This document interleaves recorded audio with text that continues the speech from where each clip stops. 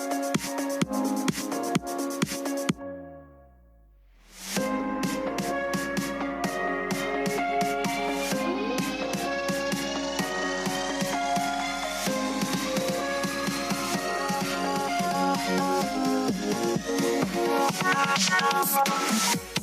episode of the Pu'u Muay Thai podcast is brought to you by pmtlifestyle.com, authentic Muay Thai lifestyle by Pu'u. Definitely go check out the website at pmtlifestyle.com for some awesome lifestyle merchandise. That's for those of you out there either involved in Muay Thai, looking at getting involved in Muay Thai, and embrace a healthier lifestyle to live the life of Nak Muay. Go check it out. Today we have Bryan Monterroza coming in. You're in Las Vegas, correct? Yes. Awesome, man. What's you just had your first fight as well, right? Yeah.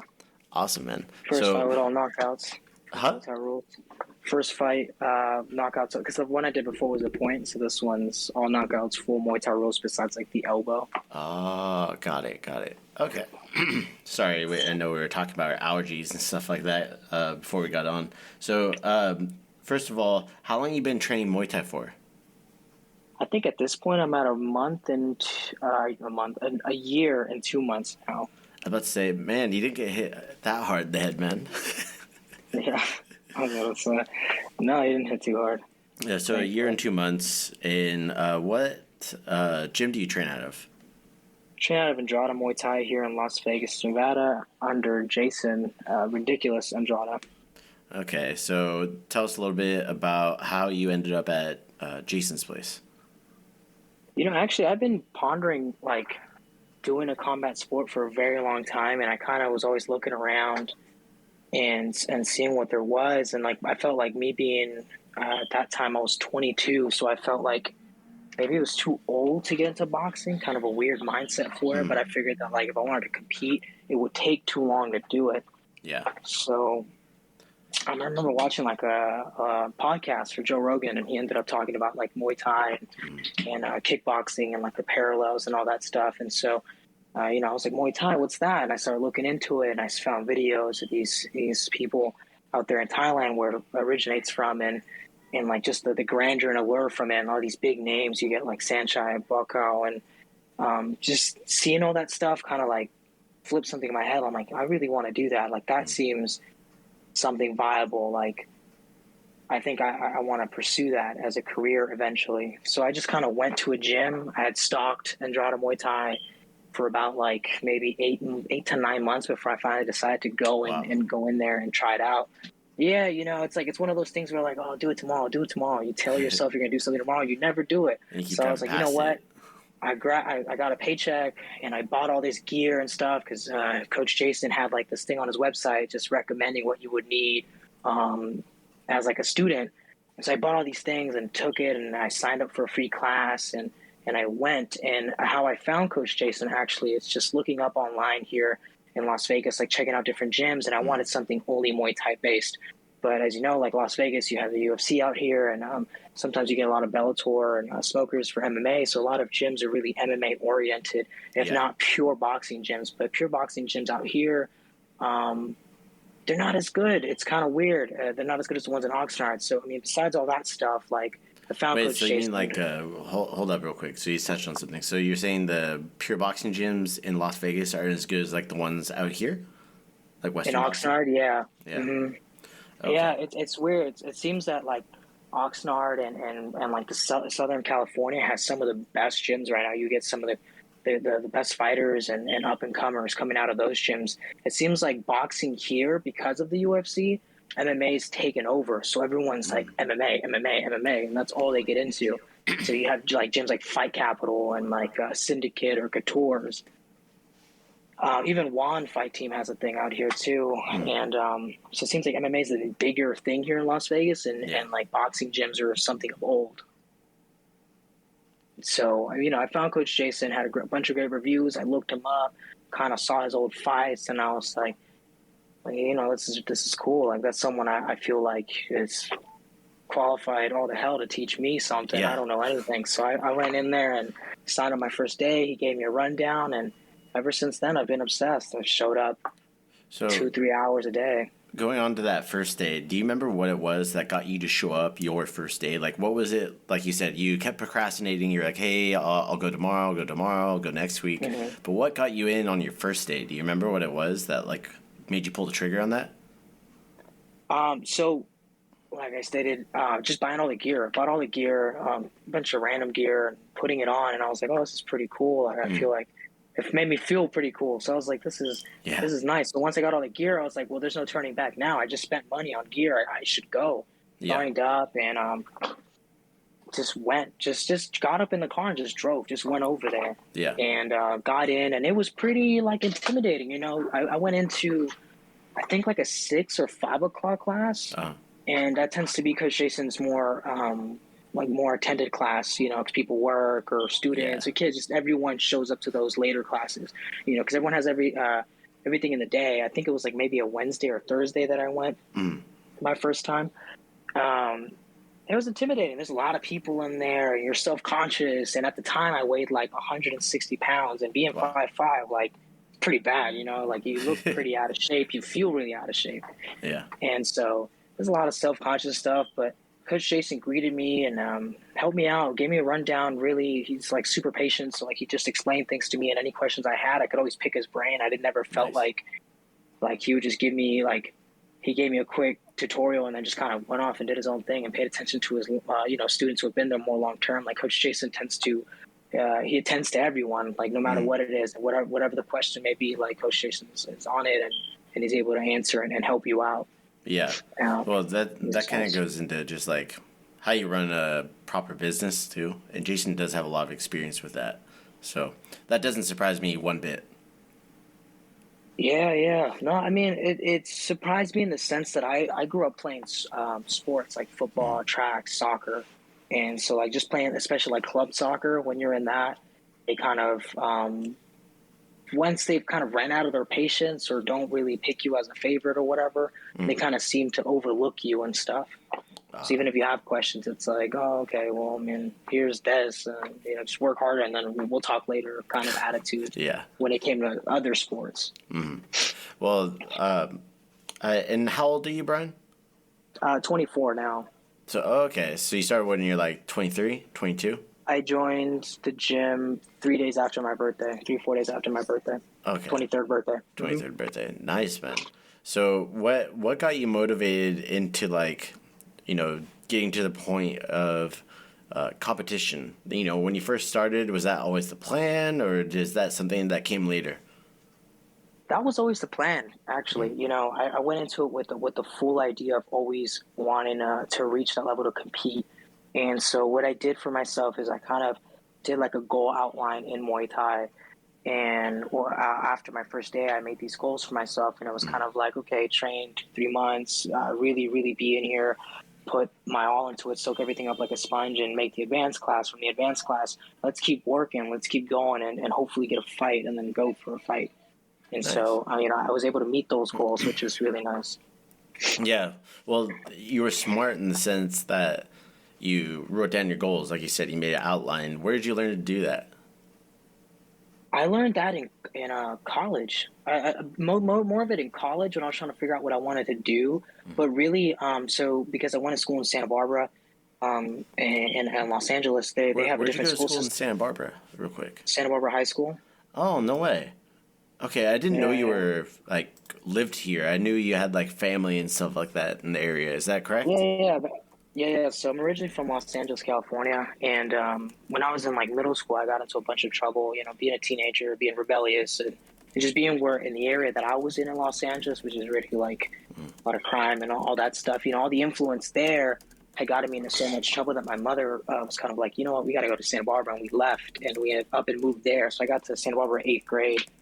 And so I went to Santa Barbara Junior High, Santa Barbara High School, and then I went to community college, Santa Barbara City College. Nice.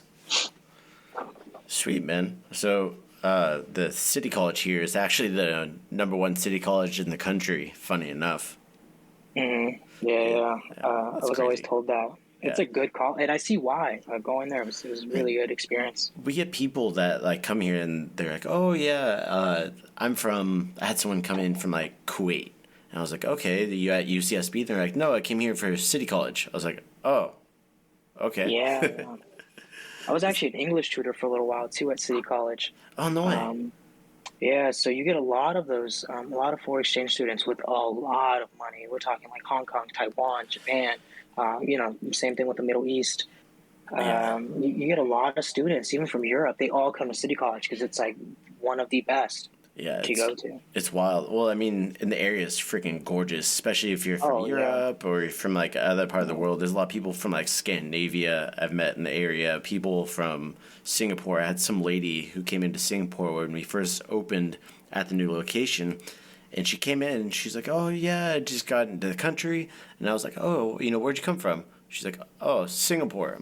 Oh, damn. Okay, when did you get here? She's like, "Oh, yesterday." I was like, how did you yeah, get in? And she's like, oh, my private jet. yeah. It's crazy the amount of money in Santa Barbara. Yeah, I can't even like.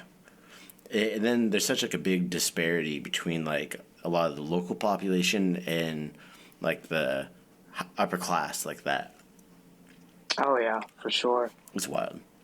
But But as far as like doing the outline, I learned it in like at school. With freshman seminar, they have that in all high schools in Santa Barbara. So they help you out, like kind of what? plan out your life, even as a freshman in high school. So like they give you those skills to like plan things out and goals and stuff. And so I kind of adopted that into my life because my head tends to go everywhere when it comes to things, and if I don't put like a sense of structure to it, like it's hard for me to kind of accomplish goals. Mm, And I think that like that school doing that and giving me that tool helped me out a lot. mm. Whether it be like in school, in college, picking my major, and all that stuff, and then like outside of school, like stuff that I want to do on my own, like. Especially with this thing with Muay Thai, like that idea of giving myself goals and outlines and reaching them gives you that self gratification that I see a lot of people lack in life sometimes. And I tend to speak to people my age, and it's a thing like social media. People are here in life and they're there in life, and they tend to forget like all the little things they did to get where they're at today. Yeah. And they kind of overlook it, like, oh, it's nothing. I'm here because of struggle or this and that or the third, but they forget that like they did so much good to put themselves in that position now that Mm. they continue on that path. They can do something greater in life. Yeah. And Learning your I think that's purpose. missing. And that's missing in my generation for sure, because it's just social media and brainwashing and how people tend to feel these days Yeah. and project their lives. It kind of sucks. They sense like they're not doing enough, but they forget that we're so young. I'm 24. I have friends who are 21, 19, talking sometimes like that. Like people that I knew who are a lot younger than I feel like they don't do enough, but they just forget that they don't have enough. There's much more to life Yeah. than just your early 20s, and you'll get to whatever point you want to get to, and nobody's on like this time crunch. Everyone's on their own time, and they'll reach what they need to Mm. Yeah. in X amount of time. There's definitely like a big push for people your age. Like, oh, I have to have everything figured out by the time I am 30. And it's like, hey, but by the time you're 30, you're probably barely figuring shit out, so it's okay. But Yeah. sounds like here at Santa Barbara, I'm jealous because I went to high school in Ventura, and they did not go over that with us until I got into continuation school in a life skills program where they taught us that. I'm like, man, that helped me so much, and just hearing that you had that, it's just like it surprised me. It's not everywhere that does that. Real quick, while I have your attention, guys, I want to give a shout out to our sponsors, Hydronic Hydration. Hydronic Hydration is a powder-based hydration formula. You just drop it in your water bottle, whatever it is that you drink during training, before training, after training. It's a great hydration solution with 1,000 milligrams of elderberry, good for your immune support, vitamin C. So if you take like those emergency packets or anything like that, it could supplement that instead, along with hydration. It's got zinc and magnesium for electrolyte replacement, muscle relaxation, and recovery. Definitely go check them out at hydronichydration.com. That's a mix of unique and hydration. Okay, so HYDRONIQUE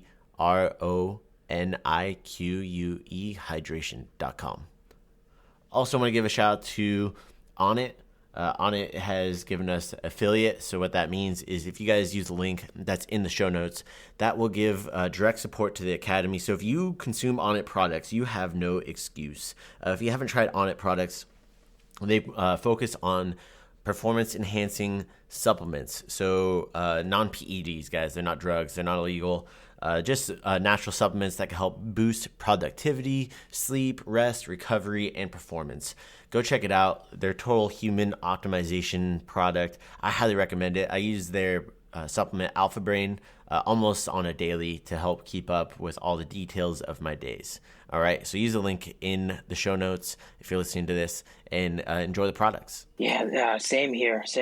I mean, I also went to school in LA, and then I live here now in Nevada, and I've worked in the hospitals, and I work with centers taking blood. I'm a phlebotomist. That's what I do for a living at the moment. So like I meet a lot of patients, whether they be a lot older, a lot younger, and in those little interactions kind of open my eyes to like what everyone else kind of goes through when it comes to schooling.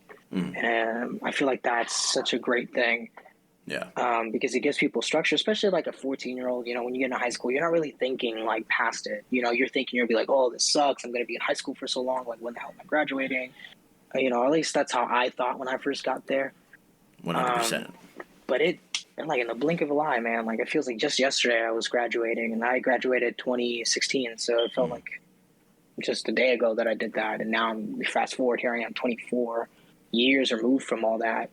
And I've always appreciated that, like that class in particular, because they broke down not only like outlines, but like taxes or like stuff like, right. Man, that's what I thought. What was this class called?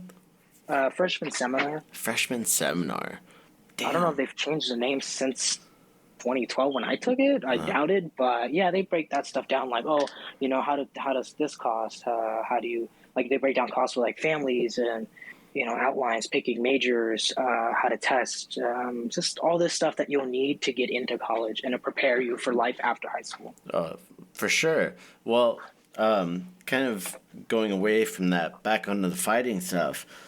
When you came in, when was your first fight? It's like 2 weeks ago now? Yes, I think it was January 21st. Okay, and where was that? It was out in Phoenix, Arizona, up over at nightclub Club Stratus Event Center. Kind of ghetto, right?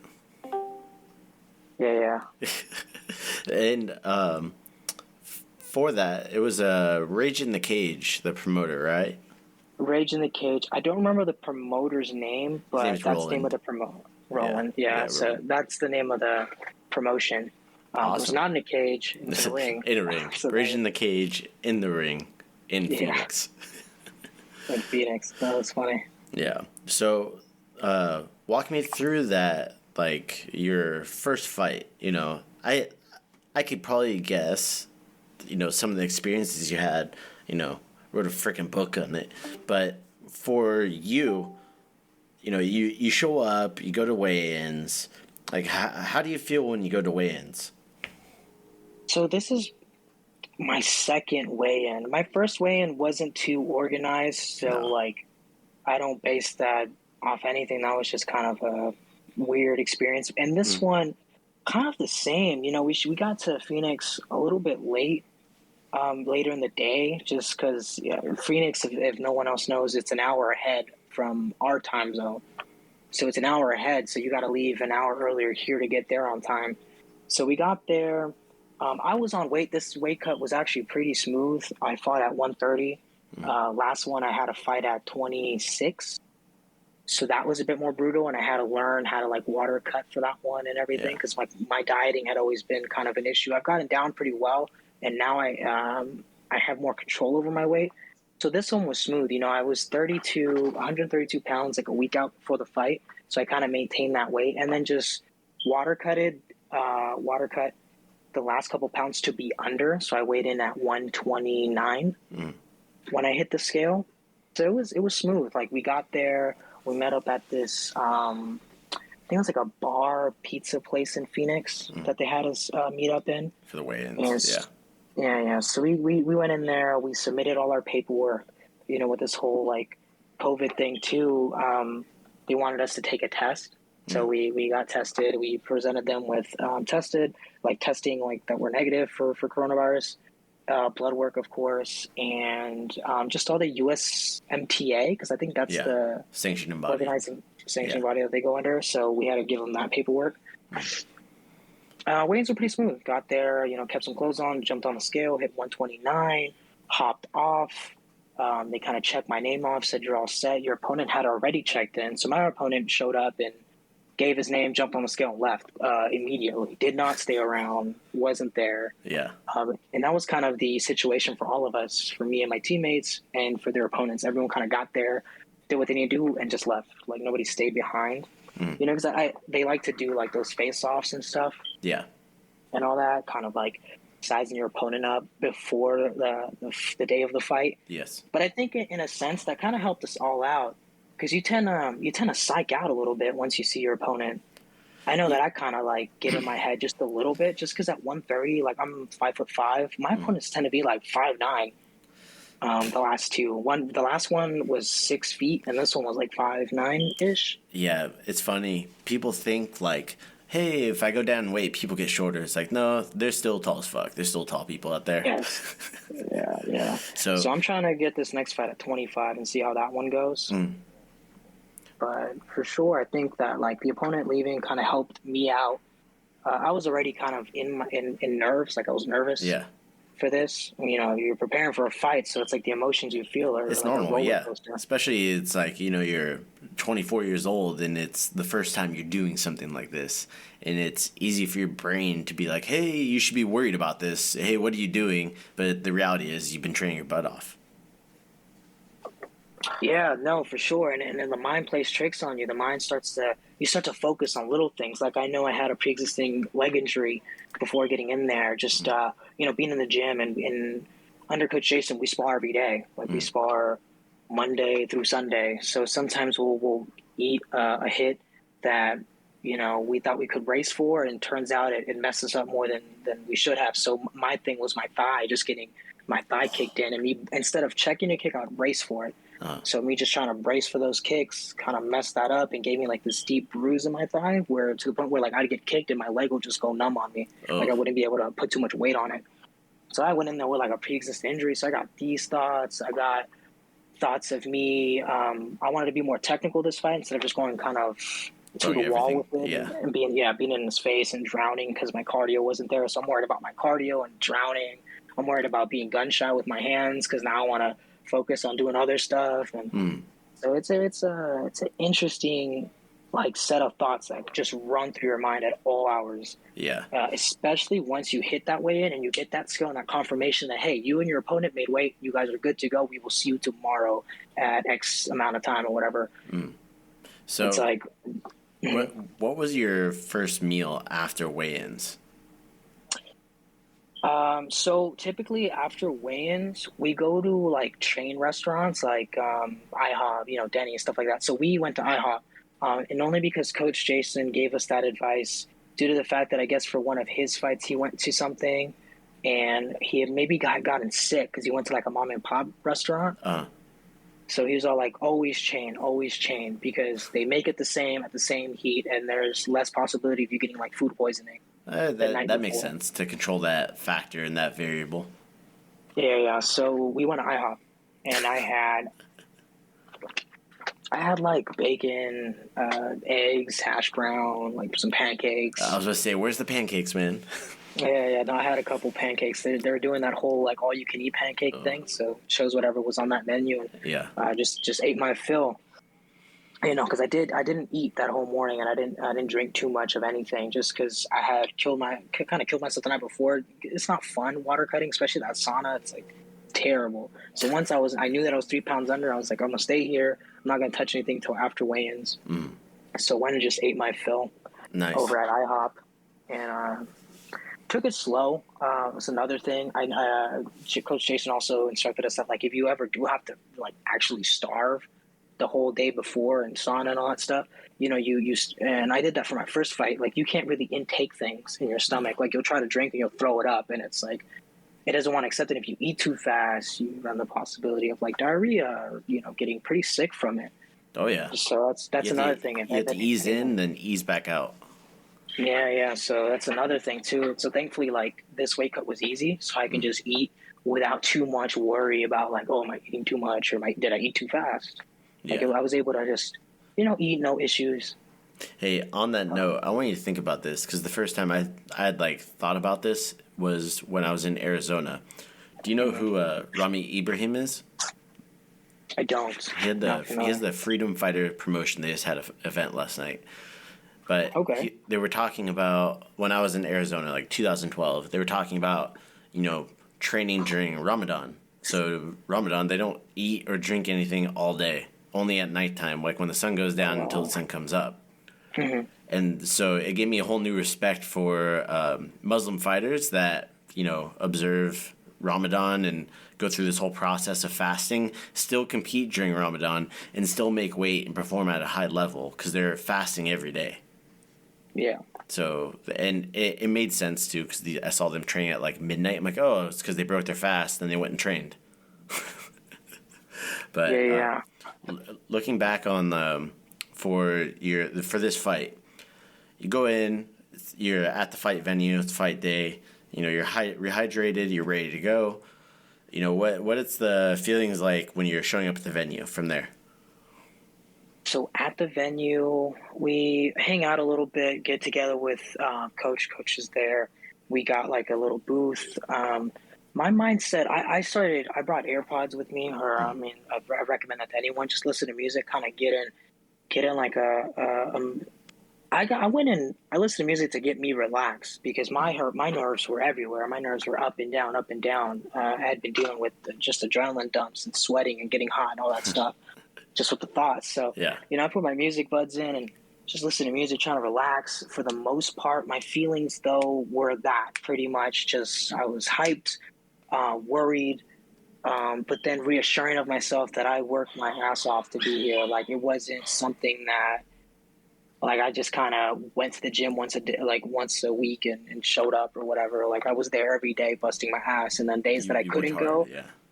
I went in the morning and before anyone could get there when we were opening and train, and then went to work because I also had to work some nights. I didn't make work as an excuse for not training. I found a way around it and was able to show up earlier, thankfully, to my coach and him allowing me to come in and open up with him and be there before anyone else. Nice. Well, so you get there and your opponent, they made weight and everything. Tell me about like you getting your hands taped up. Like, did you get nervous at any point? Some people do, some people don't. There's different times but where did you kind of get nervous at, if you did? I think at the rules meeting. Mm-hmm. At the rules meeting is right before you get your hands wrapped. Or I think so. I got my hands wrapped before the rules meeting. So as I'm getting my hands wrapped. I'm the fifth fight on the. We got told what fight we're on, so I'm the fifth fight on this card. Rules meeting is maybe in like 20, 30 minutes. So coach is like, here, let's get you guys wrapped up. You're going first. Let's wrap you up. So as for like me getting my hands wrapped, like my thought process is I'm listening to music. Coach is rubbing my hands, getting them ready. Just to put the wraps on. The thoughts in my head are just, okay, it's real now. Like. Screw everything else. Like everything that could have gone wrong did not go wrong, and now we're here. We've made weight. We're set to go. We have a schedule when we have to go up here. We're maybe an hour out before the event starts and 30 minutes away from the rules meeting. So at this point, it's just all acceptance. The nerves seem to have just kind of died out. Like I'm like that picture that I sent. Like the look on my face is kind of the look I had the whole time. Yeah. It's like eyes focused, like just looking down. I'm tunnel visioned. I'm like accepting that this is all going to happen. I'm getting my hands wrapped. I'm getting ready. Like we're going to go in there regardless of what's going on. Like, and we're going to put on a show. Yeah. And so it's just like, I guess the word I want to say for it, it's just acceptance. Like it's just me accepting the whole situation as it's gone and is going to go down. That I'm going to go in there and do what I need to do. Nice. Yeah, I think that's part of, and you'll see. I sent that book out to you. You're gonna see, like in there, like just knowing that you did everything you could, and remind yourself that when you get like those little adrenaline dumps, like you're talking about.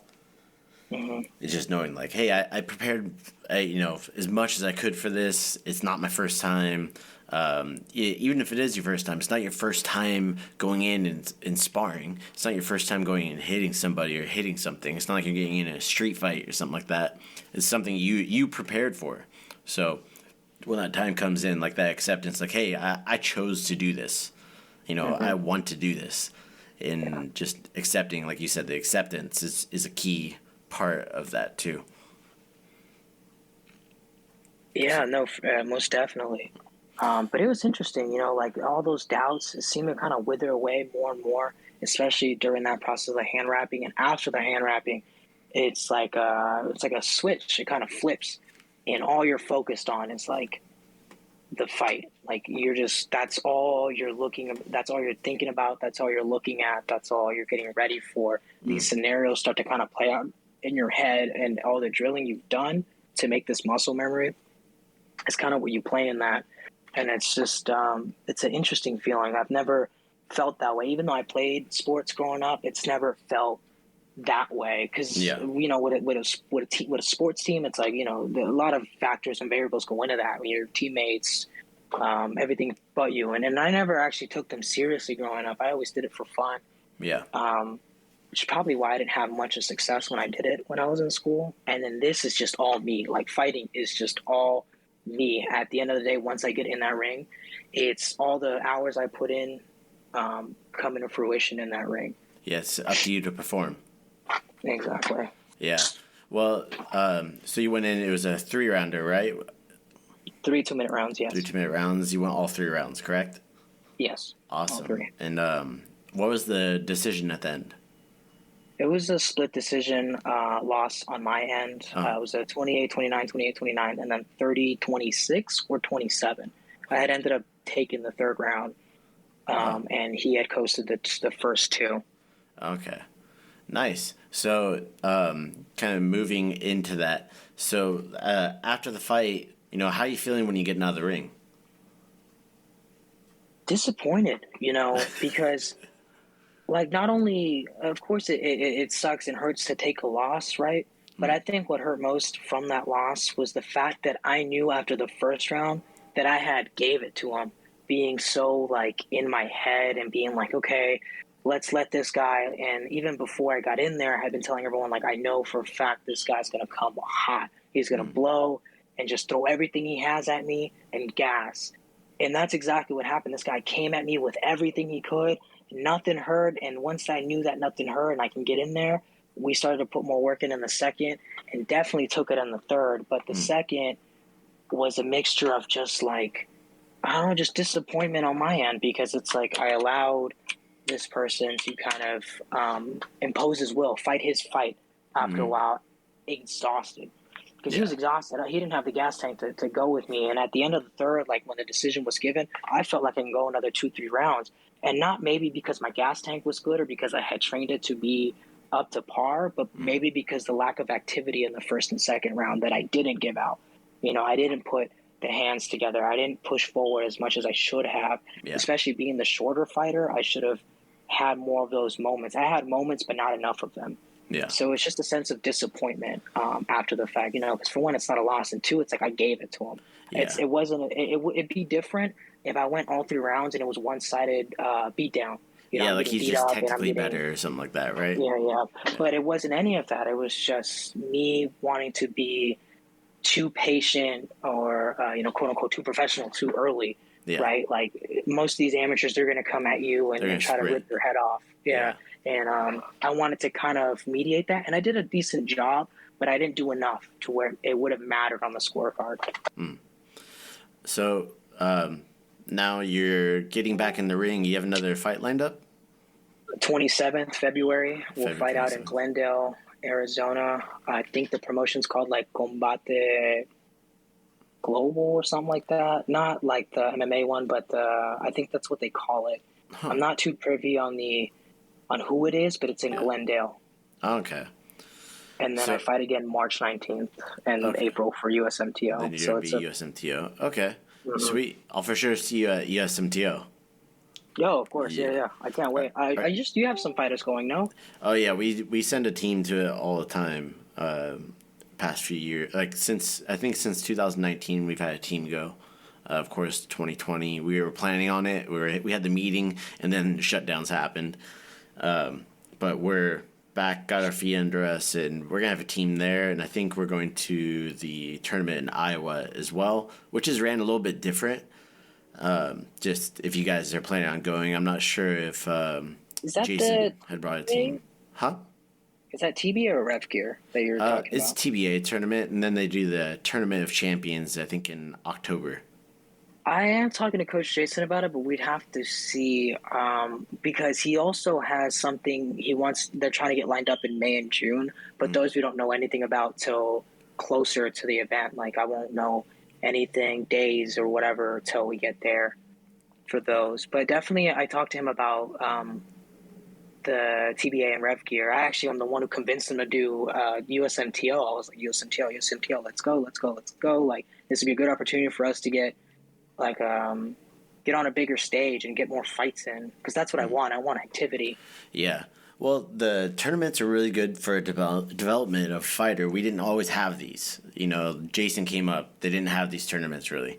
And now that we have them, it's nice to have those. And then you have stuff like the fight night or dual meet events like the one you did. It's important to do both. That way you get the time in the gym and time in training leading up to like those dual meet matches, and then you have the tournament stuff. It's like the same length of a camp. You're having multiple fights in one weekend. So like that disappointed feeling you might have had like when you stepped out of the ring. It's like, hey, guess what? You won, so you're gonna get to do it again, and now it's your chance to make those changes in a few hours or tomorrow. So it's a good way to learn how to adapt and to be able to work around the injuries just like you were doing already, and be able to go out there and, put it together and kind of see who's coming through the ranks and watch other people in your weight class and weight divisions and stuff as well. I was actually going to pick your brain on it. So I know that Coach Jason sees a lot of these people off of like Instagram or when the announcement comes closer to. But how would I go about like watching those people coming up like that? Is that something that happens later in my amateur career as I start to fight more and you start to see people more notable names, or is there like a way of me figuring out who I can potentially fight next? So you just gotta watch. You just gotta keep your, like Jason watching Instagram. That's a good way to keep your finger on the pulse of it. Be on social media, interact, go to events, talk to people, and network. Because when you network, that's who you learn who like the bigger gyms are, and who brings fighters, who makes it past like the C and B class and has A class fighters. If they have A class fighters, chances are you're probably going to end up fighting somebody from that gym at some point. Because if they have A class fighters, that's like somebody, I think it's 10 plus fights, I believe, don't quote me on that, for amateur, then most likely those people made it through the trenches of C class, B class, they're doing dual meet fights, and they're at A class at this national tournament. So that means that they're probably not the only ones at the tournament for their team. And so they have like a whole team that's behind them. That's kind of what we're doing too, if that makes sense. So just showing up to the events, you'll really, really pick up on who these people are and who the teams are and who the coaches are. And you can kind of look at the brackets too. If you look at the brackets on the US Muay Thai Open website, you can look up the names of people from the past tournaments. They have all the records there. Okay, interesting. I'll definitely take a look at it. I know that we had a gym visit us today from Arizona, and one of the kids is not kid, but he's 18. He fights in the same class that I'll be in. So that's interesting too. Is he the one who's like Tyre Filipino? Yeah. Yeah, I seen him fight before, and he was really aggressive. He came out and just kneed the guy, and then the guy gave up. Yeah, I tried that on sparring today. It was pretty funny. But we're working on some things for that. I'm working on a lot of things. It was real. I mean, the thing with these fights too, like even if they haven't gone our way, and I've been kind of piggybacking on Coach Jason a lot, like especially like with one in a corner. So I was able to. I've cornered for Coach Jason with previous fights, even before I was fighting. And that actually helped me a lot too, like cornering with Coach. Not that I would do much of anything but like ice and water and all this stuff, but it opens your eyes to like the level of competition that you'll get into eventually. Yeah, And it allows you to see like what the warm-up room's like, getting your hands taped, getting into the ring, fighting between the rounds, and then the end. We do the same thing for people who want to compete. It's like, hey, show up to the trainings, and then when it comes time to go to the fights, you're going to come, you'll help corner, so that way you learn, what to expect. Yeah, and it's like, for example, when I went off to Prescott and cornered for those fights, like it put into perspective that I definitely was super comfortable in the gym.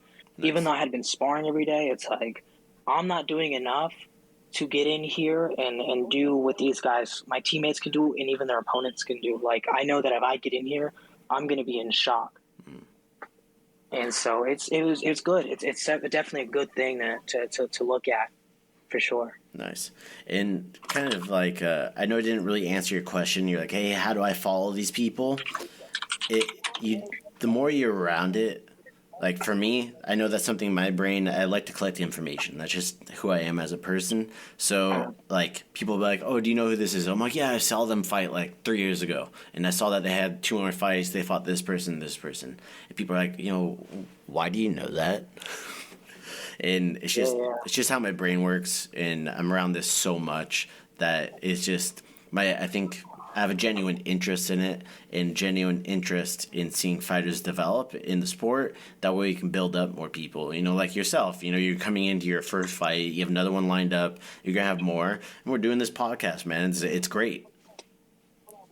No, it definitely is. I'm excited for all the activity that I'm able to get into. Like even before, if everything goes my way, by April, I'd have 1, 2, 3, like 6 fights.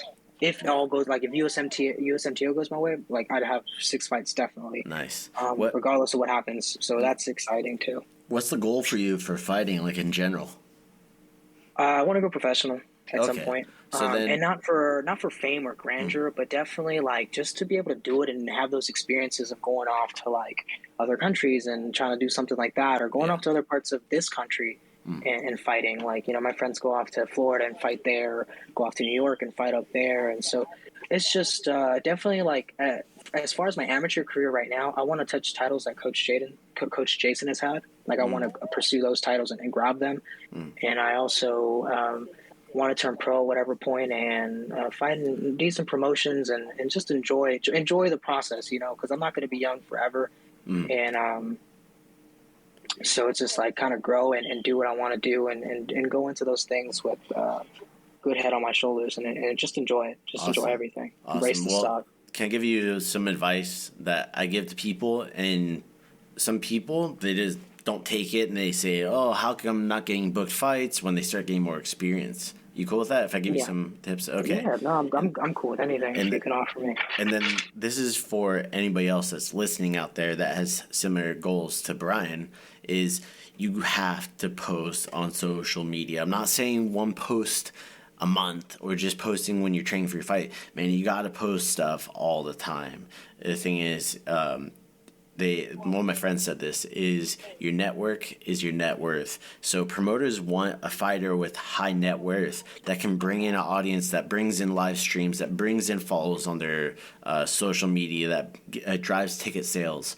So doing your social media now and really promoting that is so fucking key. And it's one of those things that I see so many people, they're like, well, I'm a good fighter, so people just follow me. And that's not really the case. Maybe some local people will follow you, but you have to do self-promotion. There's not enough money where just being a good fighter allows you to get that.